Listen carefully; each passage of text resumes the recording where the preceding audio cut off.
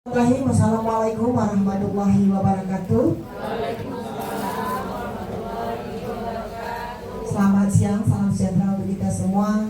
Alhamdulillah, bersyukur kita panjatkan kepada Allah Subhanahu wa taala, Tuhan yang Maha Esa, atas limpahan berkah karunia-Nya pada hari ini kita tetap diberikan kesehatan untuk selalu dapat melaksanakan kegiatan kita sebagaimana mestinya.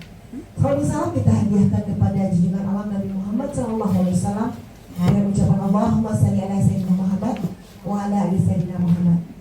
Bapak Ibu, rekan-rekan wakil kepala sekolah yang saya hormati, Bapak Ibu, rekan-rekan majelis guru beserta staf tata usaha yang saya hormati, pada kesempatan yang berbahagia ini saya mengucapkan ribuan terima kasih karena Bapak Ibu sangat luar biasa, selalu dengan penuh semangat, selalu dengan penuh antusias, konsisten melaksanakan kegiatan kombel kita di setiap hari Rabu yang sudah terjadwal dan sampai hari ini terlaksana secara optimal sesuai dengan harapan kita bersama.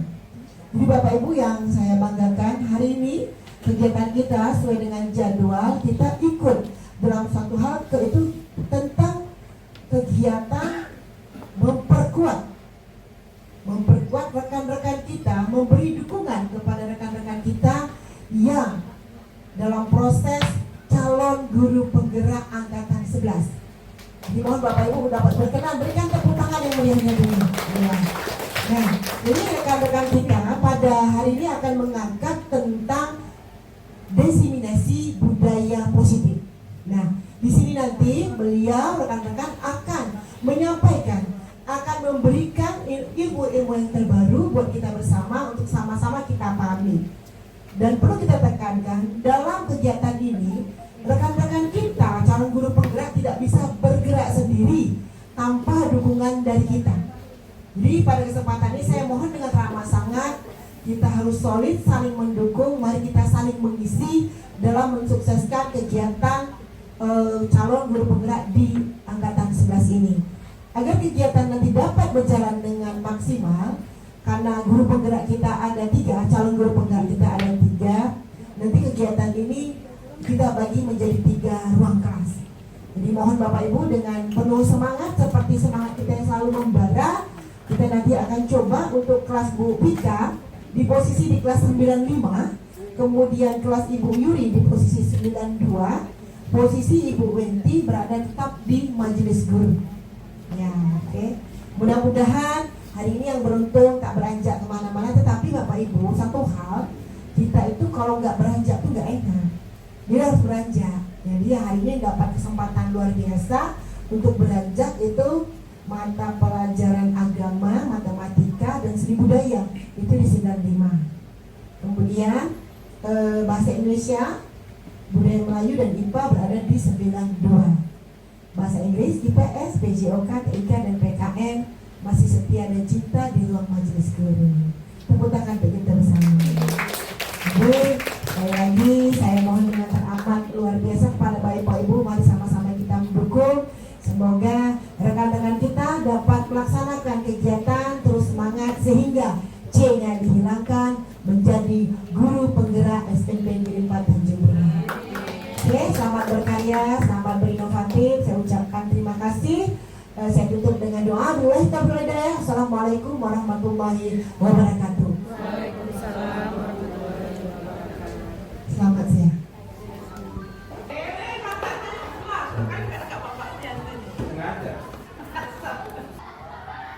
Hari Minggu hendak berjalan, jangan lupa membawa kawan. Awali muka dengan bismillah, kata dibuka dengan salam. Bismillahirrahmanirrahim. Assalamualaikum warahmatullahi wabarakatuh. Waalaikumsalam warahmatullahi wabarakatuh. Puji syukur kita panjatkan kehadiran Allah Subhanahu wa taala, berkat rahmat dan karunia-Nya kita semua bisa berkumpul di ruangan dalam kegiatan diseminasi budaya positif yang akan kita terapkan di SMP Negeri 4 Tanjung Pinang. Terima kasih kepada Ibu Kepala Sekolah yang telah meluangkan waktu kepada kami. Kemudian terima kasih juga kepada Bapak Ibu Guru SMP Negeri 4 Tanjung Pinang. Bapak Ibu masih semangat? Masya Allah, luar biasa. Bapak Ibu, di sini kita akan mencoba berbagi sedikit pengalaman atas apa yang kami dapatkan terkait budaya positif. Kira-kira Bapak Ibu, kalau berbicara budaya positif, apa yang terpikir di benak kita? Bu Isa, kira-kira apa itu budaya positif? Ya, bisa.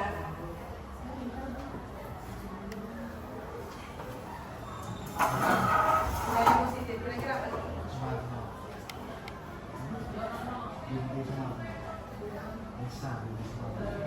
Aturan yang baik luar biasa. Kemudian masukan yang baik luar biasa ya. Terima kasih kepada Bu Bisa. Oke, bapak-bapaknya juga jangan mau kalah. Kira-kira Pak Tony, kira-kira apa nih kalau berbicara tentang budaya positif? Ini makanya ini. Budaya positif, Iya Pak. segala perilaku tindak tanduk yang sifatnya baik. Oke, luar biasa. Tepuk tangan untuk Bapak Ibu.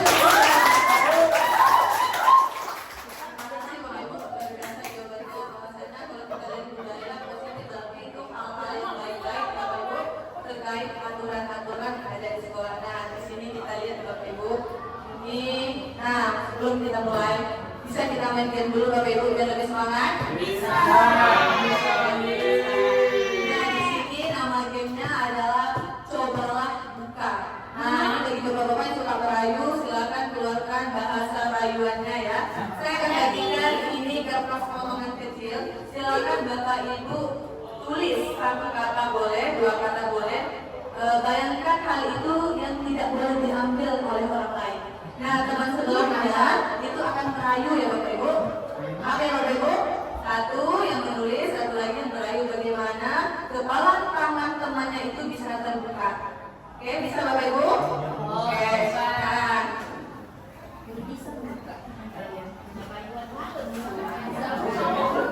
Kau rayu aku lah, kau rayu aku. Satu saja. Rayu udah terbuka ya. Satu menulis, satu ya.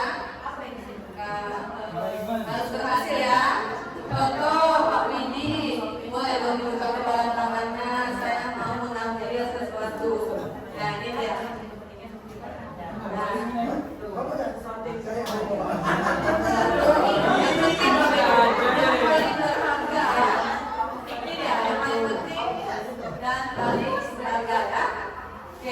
Saya kasih waktu boleh Bapak Ibu 1 menit, silakan ditulis.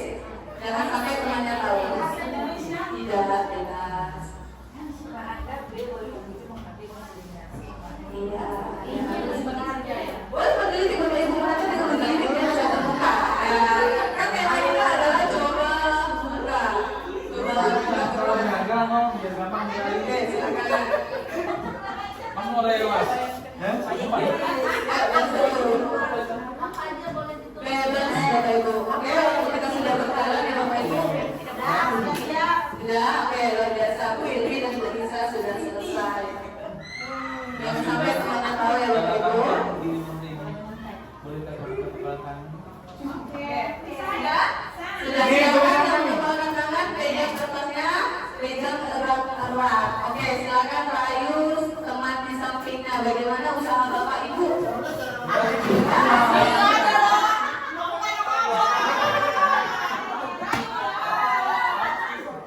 Kamu begitu cantik dari hari ini.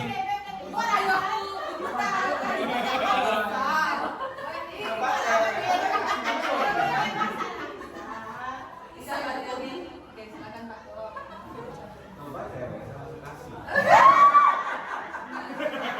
Oke, kita dengarkan Bapak Ibu bagaimana caranya. Ada yang punya pertanyaan nih Pak. Boleh rayu saja itu gimana? Silakan Pak. Sebelah kanan. Yang tangan kiri, yang tangan saya sebelah kiri Pak. Pegang. Sebelah kiri. Oke. Foto-foto, kasih istri. Lain. Kalau tak saya pegang kedua Pak. Pegang dua boleh. Panas sekali. Ya Pak Mari, bisa? Nyerah Pak Mari? Belum, silakan.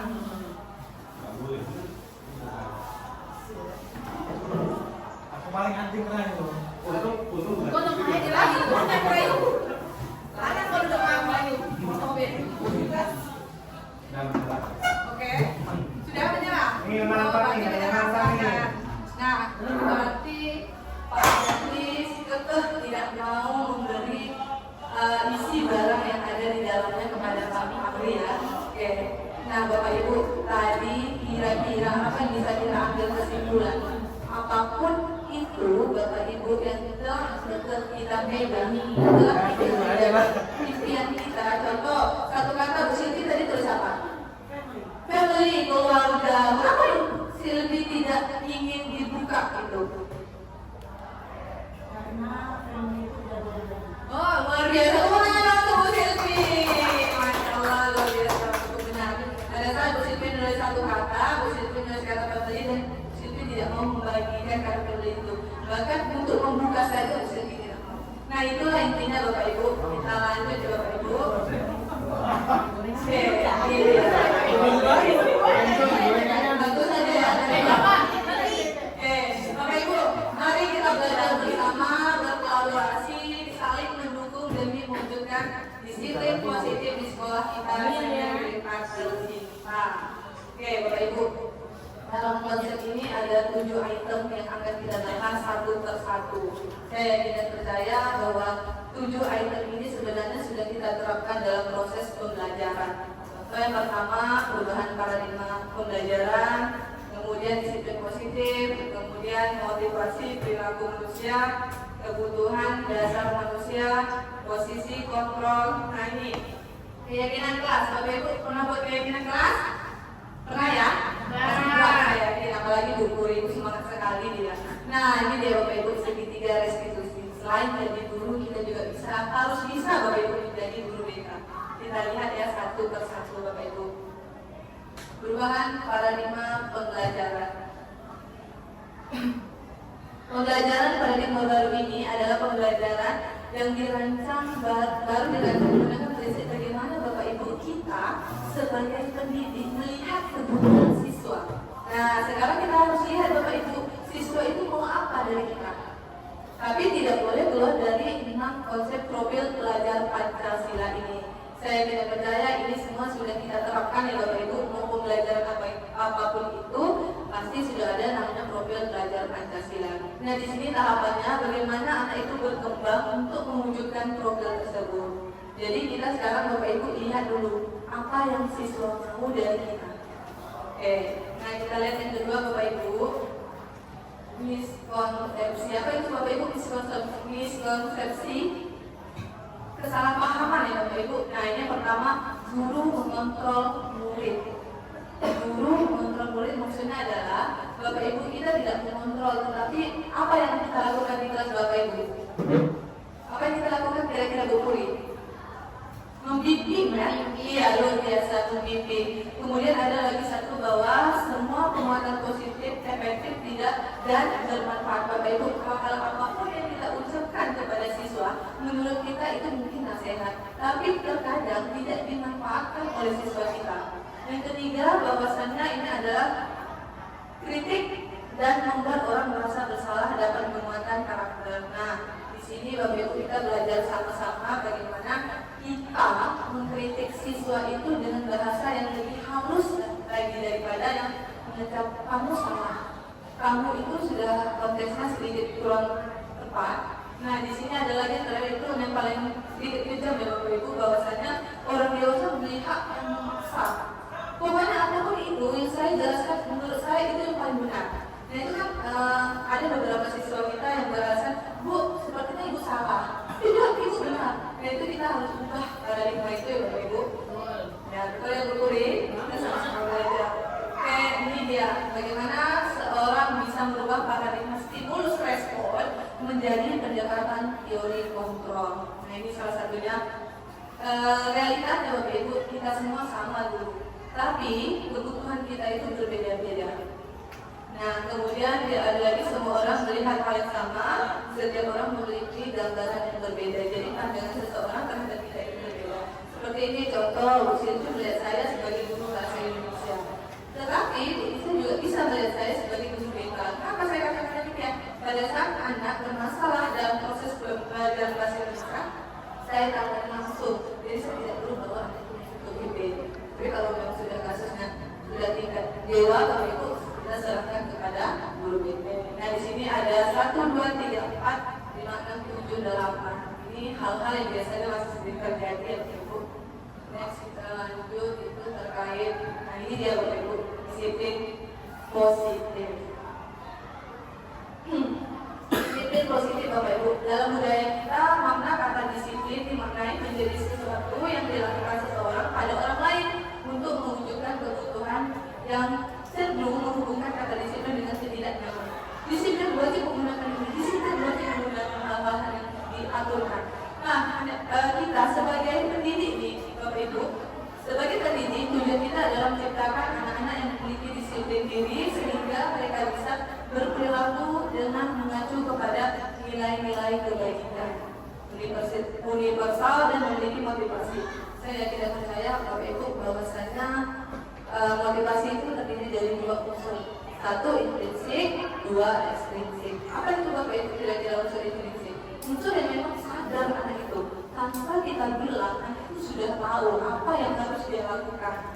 Nah, sedangkan unsur ekstrinsik ada unsur yang dari luar harus dikasih tahu dulu. Kadang, mohon maaf nih Bapak Ibu, kita sedikit menggunakan bahasa halus, dia tidak bisa masuk pemikirannya. Kita gunakan lagi Microphone on. Power off.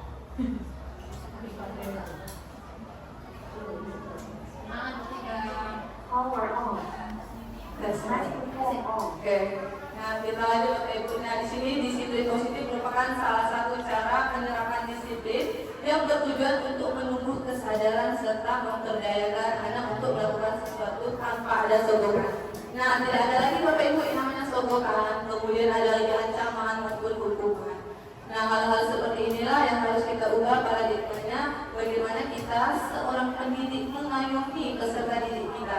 Jadi yang tadinya mungkin saya tidak percaya Bapak Ibu, saya saja sebagai guru sudah pernah melakukan yang namanya hukuman. Nanti kita akan lihat lima posisi kontrol. Nah, ini dia Bapak Ibu contoh disiplin positif. Datang ke sekolah tepat waktu, guru dan siswa sudah datang ya Bapak Ibu. Kita tahu contoh nih Senin, Kamis, dan Jumat itu kita masuk jam 6, 5 tidak perlu lagi diumumkan Bapak Ibu hari ini kita masuk jam 6, 5 kita sudah sadar. Kemudian menggunakan seragam sesuai aturan. Kita sudah tahu Senin sampai Jumat seragam yang kita gunakan. Mengikuti kegiatan upacara, tertib dan mengikuti pembelajaran, merapikan kelas sebelum pulang, kemudian membawa sampah pada tempatnya. Lanjut Bapak Ibu. Nah, saya boleh bertanya nih kira-kira, apabila ada siswa yang datang terlambat ke sekolah jam pertama Bapak Ibu, kira-kira Pak Widi lah yang boleh, apa yang Pak Widi lakukan kalau ada siswa yang datang terlambat Pak Widi?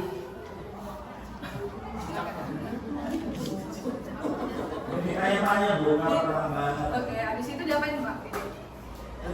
Suruh dulu. Oh, dikasih ya motivasi sedikit. Oke, luar biasa, terima kasih. Kalau Bu Puri sendiri bagaimana Bu Puri? Sebelum kita kasih kita sebaiknya sebagai guru menanyakan kenapa siswa terlambat. Mungkin terlambat tersebut bukan karena mau mungkin ada musibah di jalan, kabar bocor atau yang lainnya. Oke, terima kasih Bu Puri. Satu orang lagi dong, siapa nih Bu Nisa kali ya? Ayo, Nisa, silakan. Kalau saya biasanya langsung saya hukum sih Bu. Langsung dihukum? Iya, karena anak-anak tuh kita kasih tahu yang dengan kata-kata aja kayaknya nggak cocok. Iya. Jadi langsung tindakan pakai. Itu hukumannya seperti apa Ibu? Kalau saya yang sudah saya lakukan push up Bu Ika. Iya. Berapa kali itu Ibu? Tergantung mood gitu. Kalau saya punya mau 25, 50 gitu. Bagus exercise Bu. Luar biasa, tepuk tangan untuk kita semua Bapak Ibu. Nah, oke, tadi sudah 3 guru yang saya tanya apa yang akan dilakukan jika ada siswa yang terlambat. Luar biasa. Ada jawabannya yang langsung dihukum push up, kemudian ada lagi kalau Bu Puri ditanyakan dulu, Ani kenapa kalau terlambat? Ban saya bocor. Habis itu diizinkan masuk ya Bu.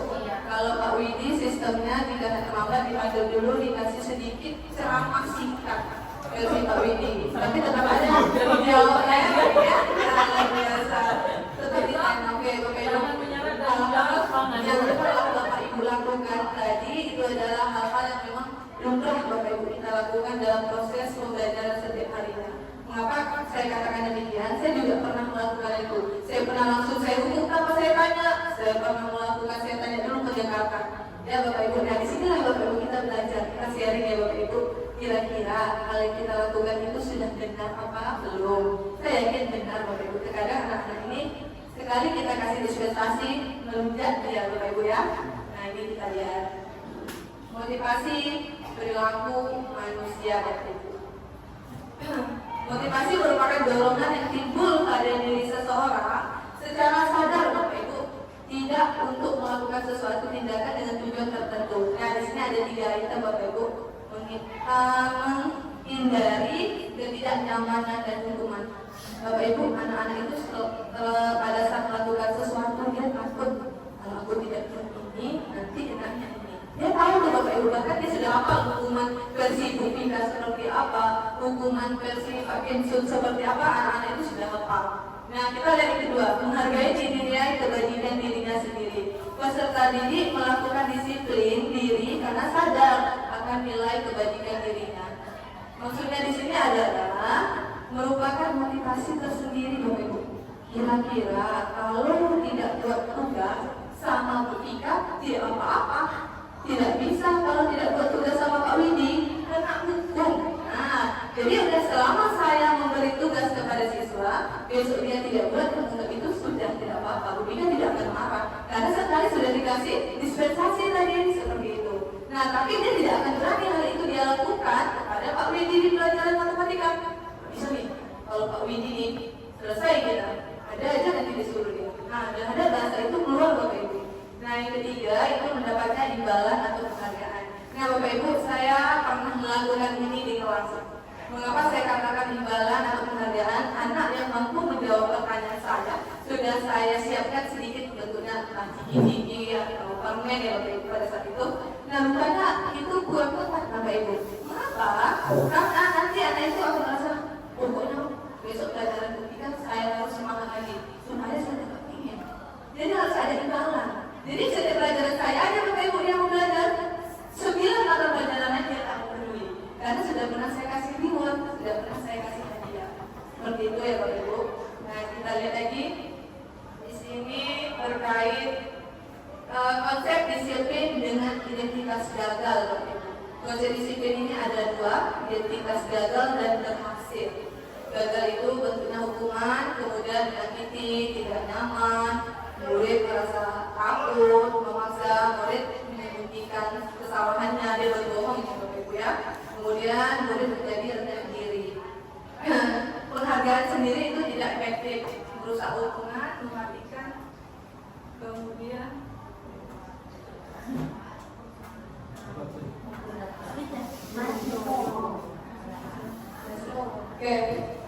kemudian lanjut menghukum dengan sistem ranking. Nah, rupanya Bapak Ibu benar di kurikulum Merdeka tidak ada ranking lagi ya Bapak Ibu. Jadi rupanya dengan kita membuat ranking itu bisa membuat anak tuh, alah aku ranking terakhir nih 30 siswa aku ranking 29, itu dia langsung dia tak akan mau belajar Bapak Ibu. Nah, tetapi kenyataannya bahwasanya kita pada saat membagikan rapot 1 atau 10 orang murid pasti akan bertanya, Bu, kira-kira ada salah apa? Jadi kita cukup nggak usah seperti ini, Bu, anak ibu sudah menguasai pembelajaran dengan baik. Tapi nanti dia masih akan bertanya lagi, sekolah berapa? Gitu kan? Nah, jadi itu bagaimana kita seorang guru mampu menjawab dengan bahasa lembut Bapak Ibu. Nah, kalau memang anaknya ranking 1 dia akan dengan bangganya seperti itu. Oke, lanjut Bapak Ibu, ini terkait konsep disiplin dengan identitas sukses. Nah ini ada identitas sukses ini ada jangka panjang Bapak Ibu, ada jangka pendeknya. Kemudian menguatkan jangka panjang perlu monitoringnya berkelanjutan. Maksudnya Bapak Ibu di sini kita harus sering-sering bertanya. Nah sudah dibuat tugas matematikanya minggu lalu, sudah Bu. Habis itu Bapak Ibu harus dilihat, jangan percaya sepenuhnya. Mengapa saya katakan demikian? Anak-anak itu punya 1000 kali alasan Bapak Ibu terhadap tugas yang kita berikan. Ya kan Bapak Ibu pernah merasakan betul tidak Bapak Ibu? Betul. Oke, yang peserta didik menghormati peraturan, kemudian kehilangan waktu untuk merenungi dari kesalahannya. Nah, restitusinya Bapak Ibu peserta peserta didik bertanggung jawab untuk perilakunya. Apapun yang mereka lakukan, saya tidak percaya mereka tahu apa konsekuensinya. Kemudian fokus pada pemecahan masalah. Nah, Bapak Ibu, dalam proses pembelajaran saya yakin kita selalu memberi kasus-kasus kecil. Bagaimana anak itu menyelesaikannya, ya kan? Tidak bisa dia menyelesaikan bersama teman sebangku, kita bikin kelompok. Salah satu kelompok 4 orang atau 6 orang. Kemudian ada dewan kontrol dirinya, serta diri bersemangat dalam memperbaiki kesalahan. Lanjut yang di Bapak Ibu 5, kebutuhan dasar manusia. Ada 5 kebutuhan dasar manusia. Yang pertama bertahan hidup, kasih sayang. Nah, yang bertahan hidup dulu Bapak Ibu, kebutuhan yang bersifat fisiologis untuk bertahan hidup seperti kita butuh makan, kemudian kita butuh rumah. Jadi Bapak Ibu, kita harus sehat. Nah, yang kedua itu kasih sayang dan rasa diterima. Bagaimana saya di SMP 4 ini kurang lebih 60 guru itu bisa diterima sama seperti guru-guru yang lain berada di majelis guru. Kemudian di sini kebutuhan akan hubungan sosial, kebutuhan untuk memberi dan menerima kasih sayang, dan kebutuhan untuk merasa menjadi lebih bagian dari satu kelompok. Kasih sayang, rasa diterima ini adalah kebutuhan yang memang tanpa saya minta Bapak Ibu menyayangi saya, gitu kan. Oke, yang ketiga penguasaan, kebutuhan pengakuan ya atas kemampuan saya. Nah, Bapak Ibu, saya yakin setiap kita memiliki karakter tersendiri. Mungkin modelnya Pak Imsul belajar suka diselipkan dengan game. Kemudian Pak Tony sistem belajarnya mungkin sering membawa siswa belajar di luar kelas. Kemudian Bu Puri mungkin lebih kepada menggunakan teori-teori baru, entah itu bercerita, itu jadi berbeda-beda Bapak Ibu. Kemudian yang keempat, kebebasan. Bapak Ibu, kita ingin merasa bebas. Bebas di sini adalah kebutuhan untuk bebas, ada kebutuhan akan kemandirian. Saya mau buat apa di kelas saya, itu urusan saya ya Bapak Ibu. Nah, mungkin ada nih terjadi dalam proses pembelajaran kita. Saya mengajar di kelas terganggu karena bimbingan satu Bapak Ibu. Jadi kita sebagai guru tidak perlu lagi Bu Vika bisa sekali terganggu di sebelah. Nah, seperti itu Bapak Ibu sedikit kurang efektif ya. Jadi kita cukup mungkin Bu Vika hari ini materinya lagi seru, anak-anak semangat seperti itu. Kemudian kesenangan, kebutuhan untuk merasa senang. Saya yakin dan percaya Bapak Ibu, satu hari kita masuk 3 kelas. Ada jam pertama kita senang sekali, jam kedua kita lumayan sudah mulai kendor di Bapak Ibu. Jam ketiga masuk di kelas yang berbeda, anak-anak udah mulai bising, sudah siang, itu udah mulai kita merasa kayak kebutuhan akan kesenangan kita itu udah kayak ya bahasa sekarang itu. Nah itu tidak boleh Bapak Ibu. Oh mohon maaf nih saya masuk di 97.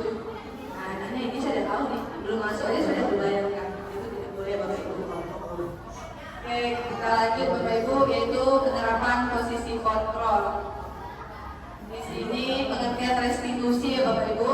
Restitusi adalah proses menciptakan kondisi bagi peserta didik untuk memperbaiki kesalahan mereka sehingga mereka bisa kembali kepada kelompok mereka. Di sini bagaimana kita menangani anak yang bermasalah. Nanti saya akan kasih beberapa contoh ya Bapak Ibu. Nah, ciri-ciri restitusi itu sendiri.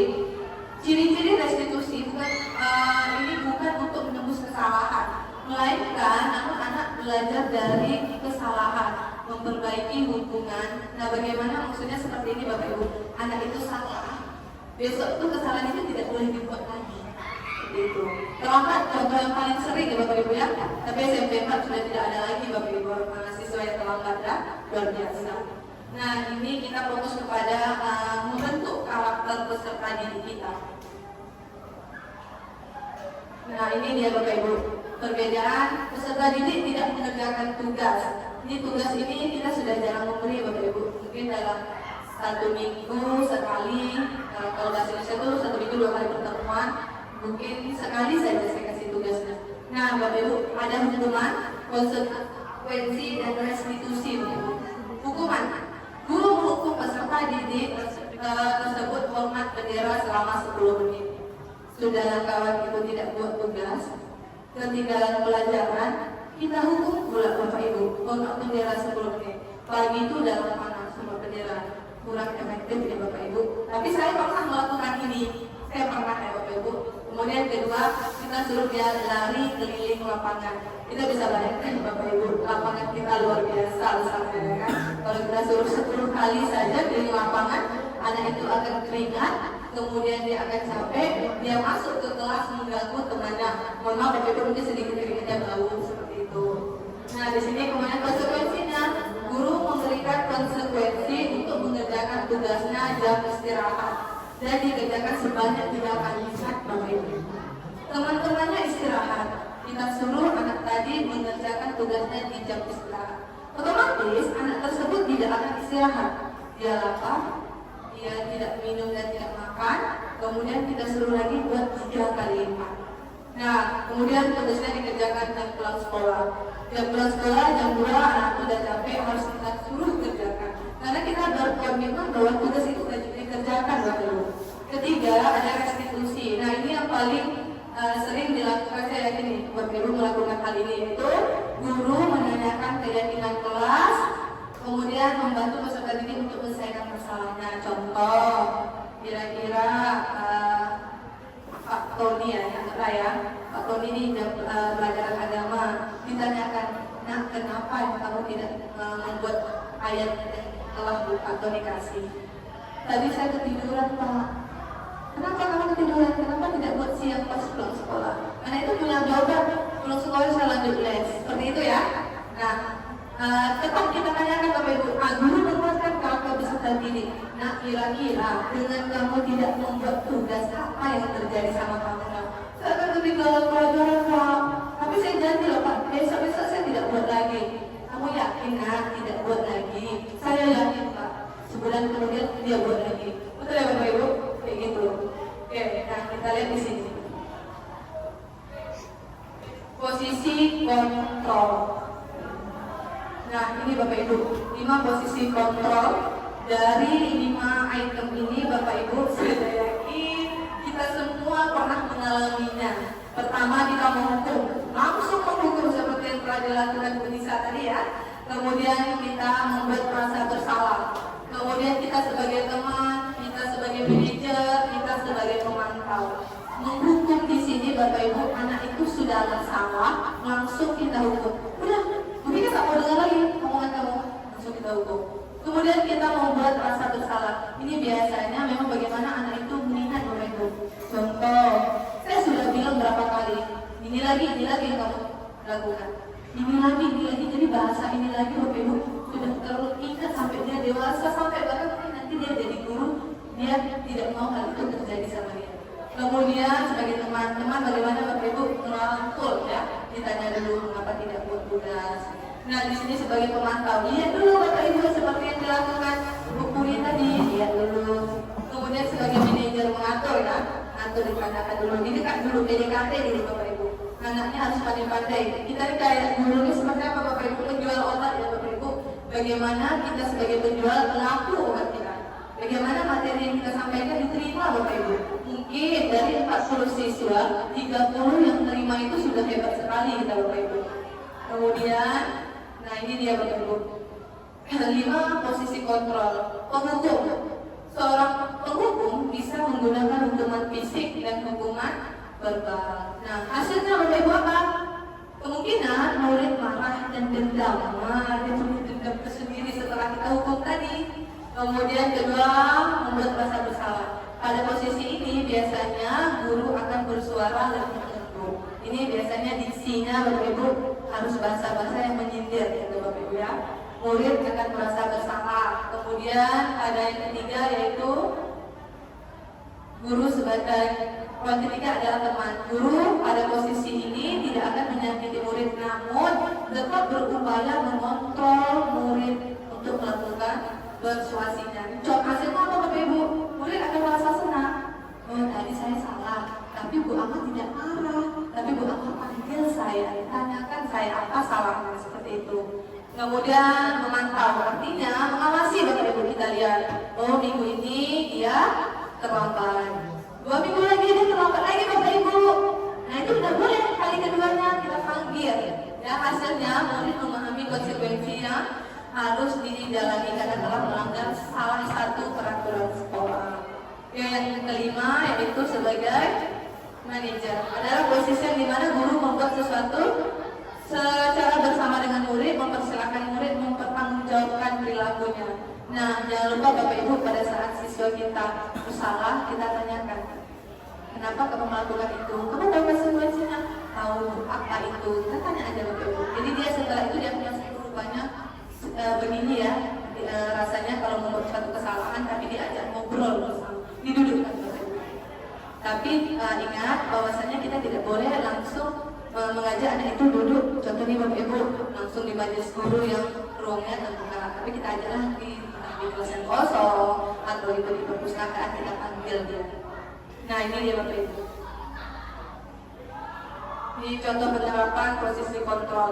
Kata-kata ini ya, patuhi aturan sekolah, lalu berdiri di depan barisan. Berapa kali Ibu harus memberitahu kamu, ini bahasa-bahasa yang sering kita ucapkan. Nah kalau sebagai teman, ayolah tertib buat Ibu bangga. Ayolah tertib buat Ibu bangga, itu bahasanya lebih sedikit halus. Kemudian dilanjut pemantau. Kamu sudah melanggar apa peraturan dan konsekuensi? Nah, kita tanya Bapak Ibu. Kemudian sebagai manajer, apakah kamu tahu kesalahan kamu?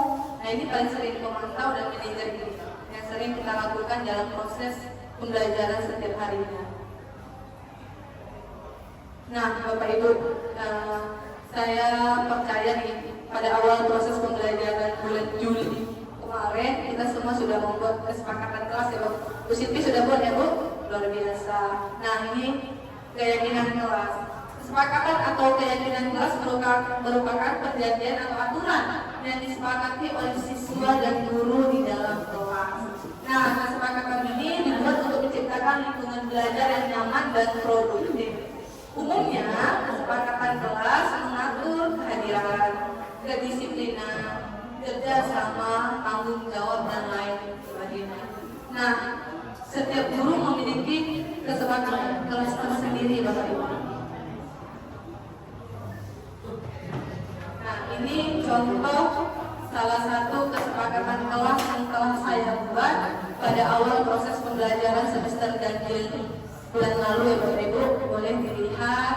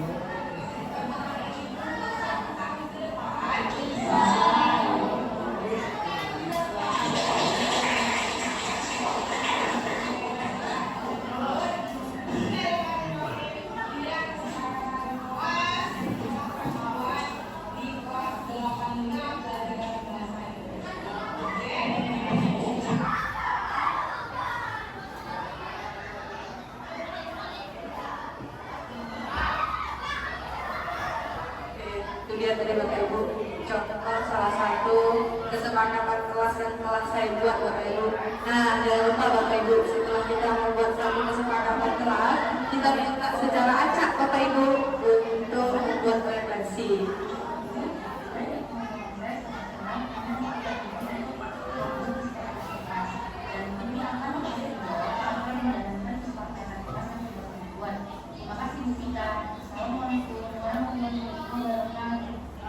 Ini gunanya setelah kita buat tadi Bapak Ibu, bagaimana perasaan mereka? Mereka senang, mereka bertanggung jawab, ada yang menjawab mereka. Yakin dan kekeh 6 item dari kesepakatan kelas itu akan terlaksanakan. Oke Bapak Ibu, masih semangat? Oke Bapak Ibu, tahu pada semangat? Tahu. Wah, udah biasa nih, saya sering dengar Bapak Ibu ya. Nah, kita tepuk semangat dulu boleh? Boleh dong, oke. Tepuk semangat.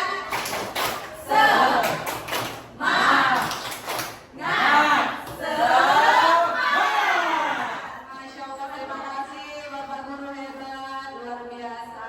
Kita lanjut Bapak Ibu sedikit lagi ini terkait bagaimana membuat keyakinan kelas Bapak Ibu. Nah, lebih konkret dari peraturan kelas. Kenapa dikatakan peraturan kelas?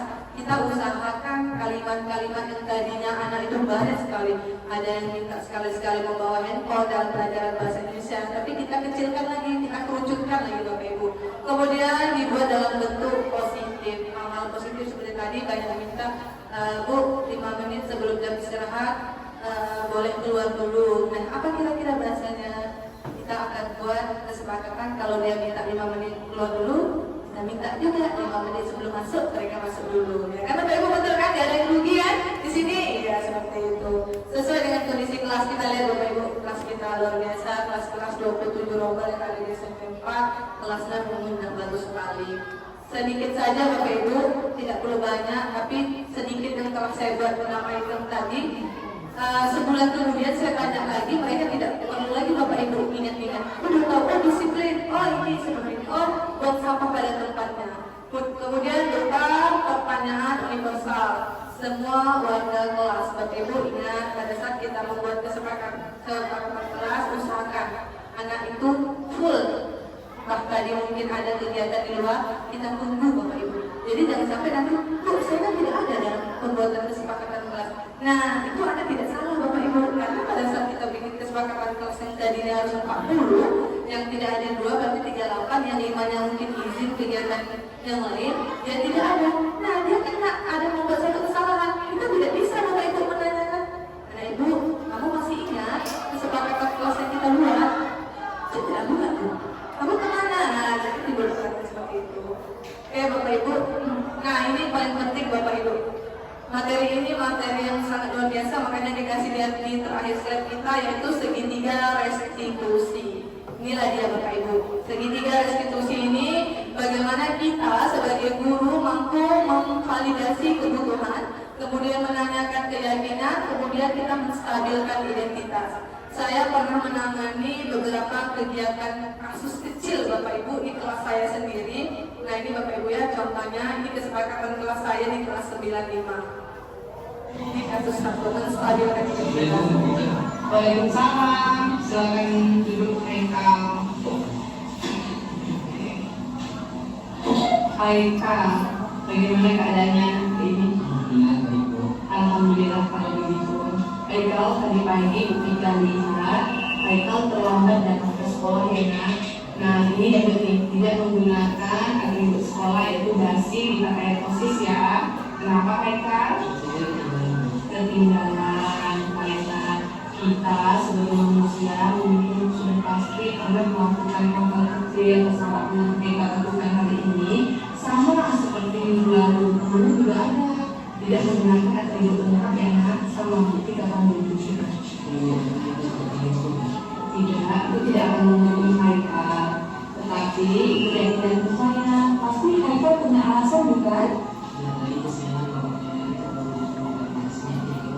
Oh begitu, baiklah. Sekarang kita lihat ya, keterlambatan Haikal ke sekolah dan tidak menggunakan atribut secara lengkap, apakah sudah sesuai dengan kesepakatan kelas kita? Tidak sesuai. Kira-kira kesepakatan apa yang tidak Haikal taati? Disiplin ya, benar. Menurut Haikal, ketika disiplin itu ditaati nak? Ya benar, sangat penting ya nak. Baiklah, apakah Haikal bersedia memperbaiki kesalahan hari ini nak?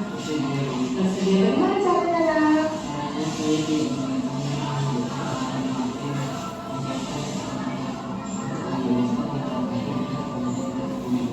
Oke, luar biasa. Itu tentu ya, itulah yang harus kita lakukan ya, agar hal ini tidak diulang lagi ya nak ya. Nah, sekarang Haikal tetap semangat mengikuti kegiatan pembelajaran di sekolah ya. Oke, kita boleh masuk ke kelas. Oke, baiklah.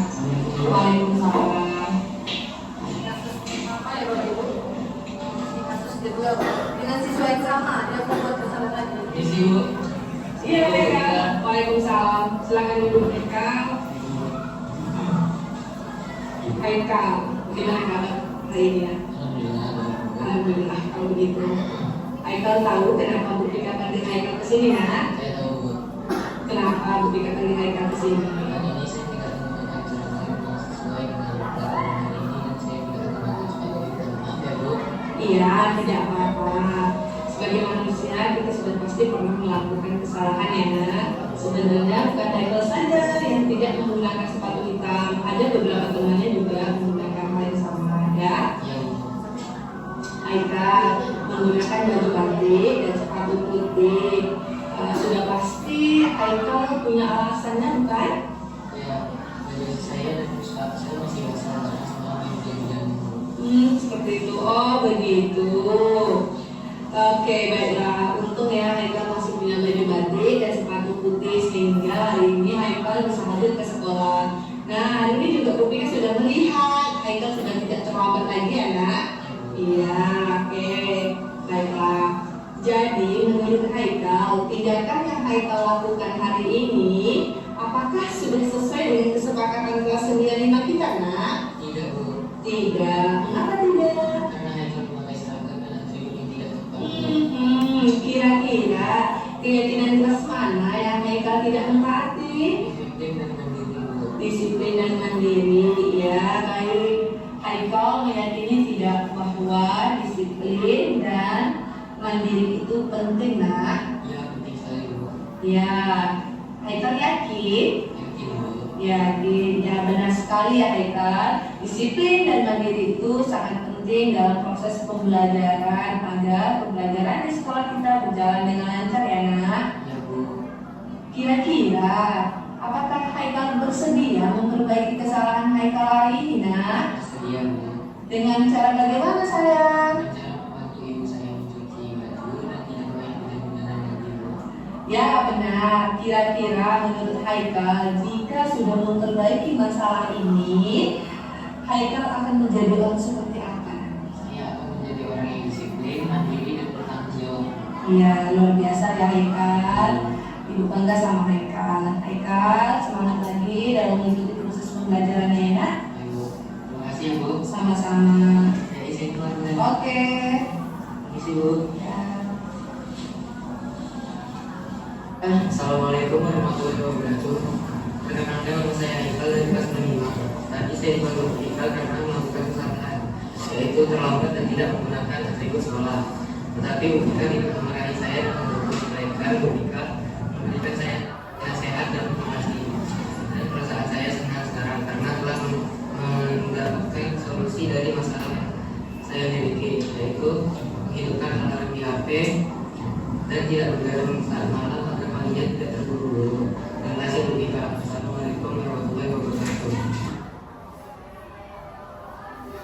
Bapak Ibu, tadi dengan dua kasus satu siswa telah melakukan kesalahan. Tips dan cara saya, Bapak Ibu, saya tetap panggil. Kalau saya pantau dulu, Bapak Ibu, kemudian saya jadikan dia teman. Saya panggil di ruangan saya karena kebetulan saya di perpustakaan. Saya tanya Bapak Ibu, yang pertama itu dia tadi terlambat. Kemudian yang kedua harusnya dia menggunakan baju batik, tapi siswanya menggunakan baju batik. Nah, setelah saya tanya Bapak Ibu, saya sudah ada jawaban. Oh, rupanya semalam pulang sekolah dia main hujan-hujanan sehingga bajunya basah. Dia tidak ada baju yang kedua, baju duanya. Akhirnya dia menggunakan baju batik. Jadi saya kasih apresiasi Bapak Ibu. Mengapa? Saya katakan di situ untuk kamu bisa hadir dengan menggunakan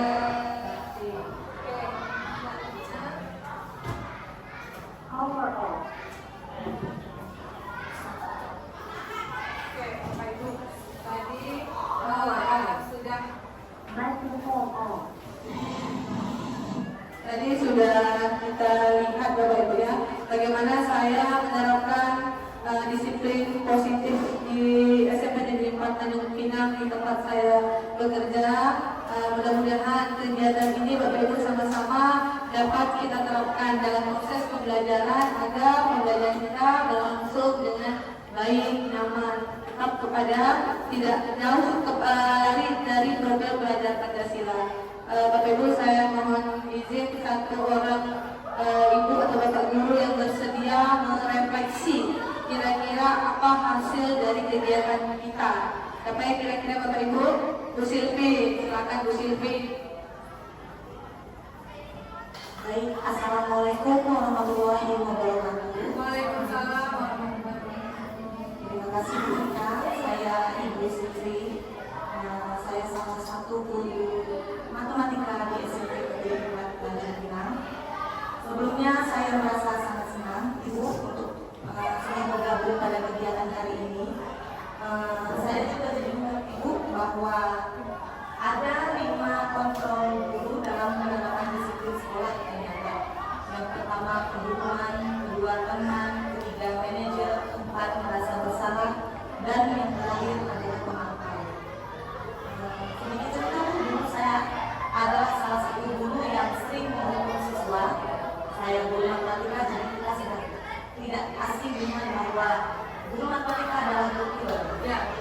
Jadi saya memberikan hukuman kepada siswa ternyata itu tidak efektif ya. Jadi saya di sini berusaha menjadi manajer untuk siswa-siswa. Demikian Bu, terima kasih. Tangan dulu coba Silvi. Ya saya Bu, setelah adanya diseminasi hari ini, Bu Silvi sudah merasa rupanya selama ini saya menjadi penggugur. Dapat materi ini, berubah Bapak Ibu menjadi manajer luar biasa. Saya yakin Bapak Ibu semua sudah punya 5 posisi kontrol tersebut. Baik Bapak Ibu, alhamdulillah kita sudah sampai di penghujung kegiatan kita hari ini. Saya selaku calon guru penggerak angkatan 11 Kota Tanjung Pinang mengucapkan ribuan terima kasih kepada Bapak Ibu semua yang telah sudi hadir dalam kegiatan ini. Saya mohon maaf Bapak Ibu jika selama kurang lebih 1 jam tadi